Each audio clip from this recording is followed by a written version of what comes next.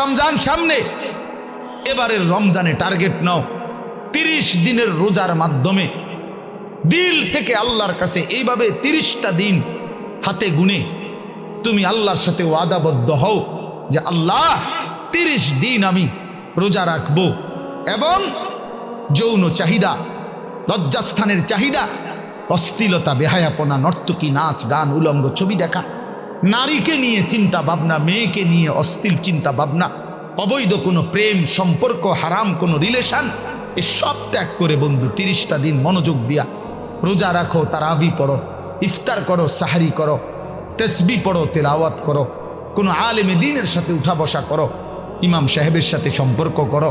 ইনশাআল্লাহ দেখবা আল্লাহ চাহে তো 30 দিনের মাথায় আল্লাহ বলেন লাআল্লাকুম তাত্তাকুন, আমি আল্লাহ ওয়াদা দিলাম মোমেন তোকে মুত্তাকি বানিয়ে দেব, মুত্তাকি বানিয়ে দেব।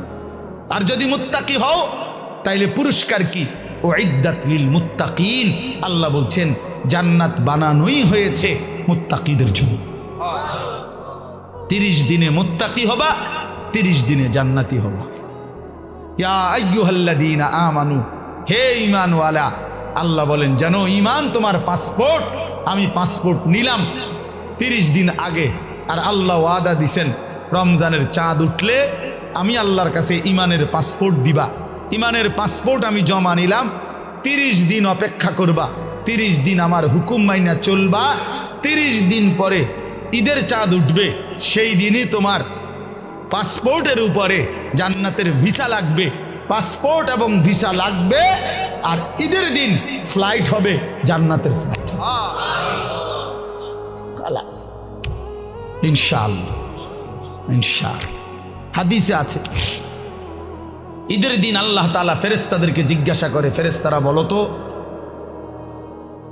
তো ওই ব্যক্তির প্রতিদান কি হইতে পারে যে তার পরিশ্রম, তার হুকুম, তার মনিবের আদেশ পূর্ণ আদায় করছে, যেই কর্মচারী তার কর্ম ঠিক মতো 100 পালন করছে, তো এখন তার বিনিময় কি হইতে পারে?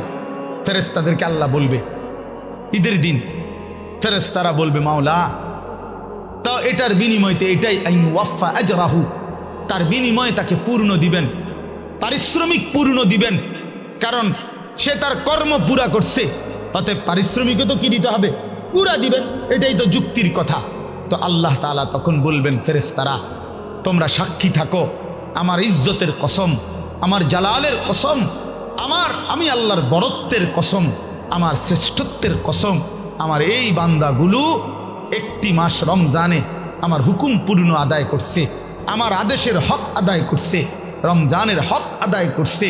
আজকে আমি আল্লাহ ঈদের দিনে ঘোষণা দিলাম তোমাদের সামনে, কাদ গাফারতু লাকুম, আমি আল্লাহ আমার এই বান্দাদেরকে মাফ করে দিলাম। ফেরেশতারা তখন ডাক দিয়ে বলবে, তখন ফেরেশতারা নামাজি ঈদগাহের ইমানদার মুসলমানদেরকে বলবে যে ইন্নাল্লাহা কাদ গাফারা লাকুম, তোমাদের আল্লাহ তোমাদেরকে মাফ করে দিয়েছে। আমরা ফেরেশতারা নিজে শুনছি।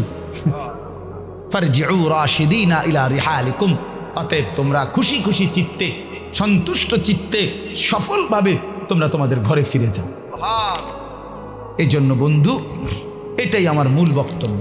আল্লাহ তাআলা মাহে রমজান আমাদের সামনে, তো এই জন্য বললাম আমরা অনুরোধ করছি প্রিয় বাপ, বয়স্ক বাবারা, আপনারা এবার আপনারা বলবেন যে হুজুর আমগুলো তো কিচ্ছুই করলেন না, কাল ফুল আইনরেই করলেন। আপনাদের জন্য কথা হলো এটা বাপ, আপনাদের জন্য প্রথম জিম্মাদারি। আমি প্রতিদিন এটা বলি, আপনাদের স্ত্রী সন্তান, আপনাদের ছেলে মেয়ের ঈমান আমল আখলাক, বন্ধু আমার, বাপ আমার, এদের এই ঈমান আমল আখলাক, এইটার সংশোধন, এটার ফিকির, এটা আপনাদের মূল জিম্মাদারি, এটাই আপনাদের মূল জিম্মাদারি। আপনারা দয়া করে ঘর যদি পুরা শেষ করতে নাও পারেন, কিচ্ছুই তো না, আপনারা যদি সোফা, খাট, পালং, পরিবারের সবটা চাহিদা, মনে করেন 4 রুমে 4টা খাট দরকার, আপনি হয়তো হায়াতে থাকতে 2টা খাট ব্যবস্থা করতে পারছেন, তেমন অসুবিধা হবে না, বাকি দুটোটা হেতে বানাইতে পারবো। আপনি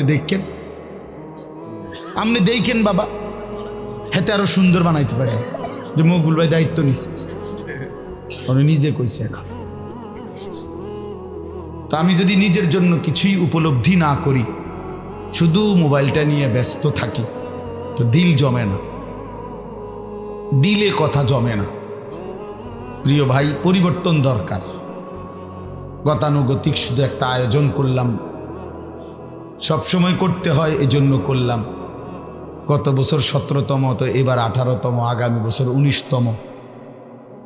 তো প্রতি বছর করতে হয় একটা মাহফিল, এই জন্য করা, এটা যেন না হয়, তাহলে লাভ হইল কি? এজন্য দয়া করে আজকের মাহফিলে আল্লামা মুফতি আমজাদ হোসাইন সাহেব বয়ান করবেন। অনেক উঁচু মাপের একজন মুহাক্কিক আলেম, ব্যক্তিগতভাবে আমার ব্যক্তিগত মুফতি যিনি, মানে আমি ব্যক্তিগতভাবে যত মাসআলা আমার জীবনে দরকার হয়, আমার ব্যক্তিগত জীবনে সব কিছু যার কাছে জিজ্ঞাসা করি, যার সিদ্ধান্তে মেনে নেই, উনি এই মুফতি আমজাদ সাহেব। আমি ওনার ফতুয়ার উপরে খুব আস্থা রাখি, অনেক তাহকিকওয়ালা আলেম। আর এরপরে যিনি প্রধান আলোচক, তিনি তো তিনি। এজন্য আল্লামা মুফতি আরিফ বিন হাবিব, উনি যার দ্বিতীয় কফি খুঁজে পাওয়াটাই মুশকিল। তো ওনার প্রশংসা আর কি করা। আলহামদুলিল্লাহ, বাংলাদেশ না, হাজারো লাখো ওলামায়ে কেরামের হৃদয়ের মানুষ, পছন্দের মানুষ, আস্থাভাজন মানুষ, নীরবে অতিরিক্ত কোনো লাফালাফি ফালাফালি ছাড়া এক নীরব সাধক যে আল্লাহর কথা বলে যাচ্ছে এবং কোরআন সুন্নাহর বিশুদ্ধ তথ্যটা, যেটা আমরা খুঁজে নিতে অনেক সময় লাগতো, উনি এরকম সাগর মহাসাগর বলা যায় তালাশ করে উম্মতের জন্য অনেক দামি দামি কথা বক্তব্য উপস্থাপন করে থাকেন। সেই প্রিয় ভাই মাওলানা মুফতি আরিফ বিন হাবিব, আলহামদুলিল্লাহ, উনি আজকে আসবেন। হাফেজ আনোয়ার ভাই রসুল্লাবাদী মাদ্রাসার যিনি জিম্মাদার, ওনার লাইন আছে আমি জানি, এজন্যই না আসবে। সে আসলে আমরাও উনি বললে ফিরাইতারি না, ভালো মানুষ। এই জন্য আল্লাহ তাআলা আমাদের সবাইকে আল্লাহর দ্বীনের জন্যই কবুল করে নেন। এজন্য আমরা সবাই মনোযোগী হই। সবগুলো বয়ান শেষ পর্যন্ত যদি তোমরা ছেলেরা দিল দিয়া শুনো, নিজের জিন্দিগির পরিবর্তন হবে, ভালো হবে। নিজের ভালো, নিজের কল্যাণ, এটা বুঝা, এটা অনেক বড় নিয়ামত। আত্ম উপলব্ধি, আত্মসম্মান, আত্মমর্যাদা, এটা অনেক বড় নিয়ামত যে আমি চিনলাম আসলে আমি কে, কে আমাকে বানাইলেন, কোত্থেকে আসলাম, কেন আসলাম। যিনি আমাকে বানাইলেন সেই মহান মালিক আমার, তিনি কি জন্য বানাইলেন, আমি যা করছি এটাই কি তিনি চাচ্ছেন কিনা, আর তিনি যা চাচ্ছেন আমি তা করছি কিনা। প্রতিনিয়ত যে মানুষগুলো কবরে যায়, মৃত্যুবরণ করে, কেউ নিজের ইচ্ছায় মরে না, মরতে চায়ও না, কিন্তু এক অদৃশ্য মালিক তাদেরকে নিয়ে যাচ্ছেন। কেন নিয়ে যাচ্ছেন, কোথায় নিয়ে যাচ্ছেন, শেষ পর্যন্ত এর পরিণতি কি, আমাদের গন্তব্য কোথায়, মঞ্জিল কোথায়, এই বিষয়গুলো নিয়ে ভাবা, ফিকির করা, এটা অনেক বড় নিয়ামত। আর শুধু দুনিয়া খাইলাম, ঘুমাইলাম, পেশাব পায়খানা করলাম, যৌন চাহিদা পূরণ করলাম, লজ্জাস্থানের চাহিদা পূরণ করলাম, যা মন চায় তাই করলাম। প্রিয় ভাই, এটা কাফির মুশরিকদের স্বভাব। কোরআনুল কারীমে স্পষ্ট আছে, আল্লাহ তাআলা বলেন কাফিরদের কথা হলো মা হিয়া ইল্লা হায়াতুনা দুনিয়া, জীবন বলতে আর কিছুই নয়, শুধুই দুনিয়া, এটাই জীবন। না মুতু ওয়া নাহিয়া, মরছি বাঁচতেছি, কেউ মরে কেউ বাঁচে, এই জীবন। খাইয়া পয়রা দুনিয়া, ভোগ বিলাসিতার দুনিয়া, চাওয়া পাওয়া, প্রাপ্তি অপ্রাপ্তি, সবটাই দুনিয়া। আল্লাহ তাআলা কোরআনুল কারীমের মধ্যে বলেন এটা কাফিরদের কথা, ওয়াকালু মা হিয়া ইল্লা হায়াতুনাদ দুনিয়া। তাহলে বেঈমান নাফরমান কাফেরের কথা এটা, যে জীবন মানে শুধুই দুনিয়া। আর কোরআনুল কারীমে আল্লাহ বলছেন জীবন মানে কোনটা? এটা তো কাফেরে না বলে যে জীবন মানে কি দুনিয়া, আর আল্লাহ বলেন জীবন মানে কি ওয়া ইন্নাদ দারাল আখিরাতা লাহিয়াল হায়াওয়ান। কোরআনুল কারীমে আল্লাহ স্পষ্ট বলছেন, বান্দা শোনো, নিশ্চয়ই আখিরাতই হচ্ছে জীবন, লাহিয়াল হায়াওয়ান, আখিরাতই হচ্ছে জীবন। ওমা হাদিহিল হায়াতুদ দুনিয়া ইল্লা লাহবুন ওয়া লাইব।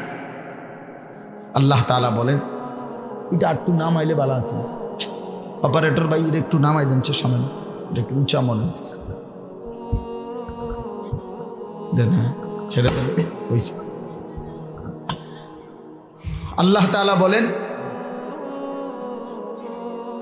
দুনিয়ার জীবন বান্দা আর কিছুই নয়, ইল্লা লাহবুন ওয়া লাইব, শুধুই তামাশা, শুধুই খেলাধুলা।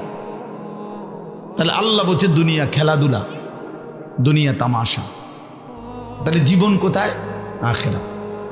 জীবন কোথায় বলেন? আখিরাত। আর বেঈমানের কথা হলো জীবন কি? খালাস। অতএব ইমানদার এবং বেঈমানের মধ্যে নিজেকে বুঝে নেওয়া উচিত, নিজের পরিচয় নিজেই তালাশ করে নেওয়া উচিত, আসলে আমি ইমানদারদের অন্তর্ভুক্ত না বেঈমানের অন্তর্ভুক্ত। আমার মানসিকতা দেখলে, চলাফেরা দেখলে বুঝাই যায় কে ইমানের পথে আছে আর কে কুফুরির রাস্তায় আছে। এটা আন্দাজ করা যায়, এটা বুঝাই যায়। যার যখন যা মন চায় তাই করা। আমার যা মন চায়, চুল, জামা, শার্ট, প্যান্ট, হাঁটা চলা, কথাবার্তা, রুচি, আচার আচরণ, খাবার দাবার, লেনদেন, আয় রোজগারে কোনো হালাল হারামের পার্থক্য নেই। নিজের মারেও দেখে, পরের বোনকেও দেখে, আপন বোনের দিকেও তাকায়, রাস্তার নারীর দিকেও তাকায়। তার মানে হালাল হারাম বলতে কিছু নেই। ন্যায্য বেচ্চা টাকাও নেয়, সুদের টাকাও নেয়, যা মন চায় তাই। অর্থাৎ হালাল হারাম, জায়েজ না জায়েজের, আল্লাহ রসুলের বিধিবিধানের কোনো পরোয়া যে করে না, মনের ইচ্ছা মতো যে চলে, এর উদাহরণ আল্লাহ কোরআনে দিছে। ফাতবাহু শাইতান, দুইটা আয়াতে ওই দেখেন, মানে কিছু বেয়াদব থাকবেই। এই যে একজন, মানে কিছু ছেলে থাকবেই বেয়াদব, শেষ পর্যন্ত গাদ্দার, যে হুজুর আপনি নিষেধ করলে কিছু আমি শুনবো না, আমি কোনো সময় কারো কথা শুনি না, আজকে হঠাৎ আমনের কথা শুই না, আমি এই বেয়াদবি করবো কেন?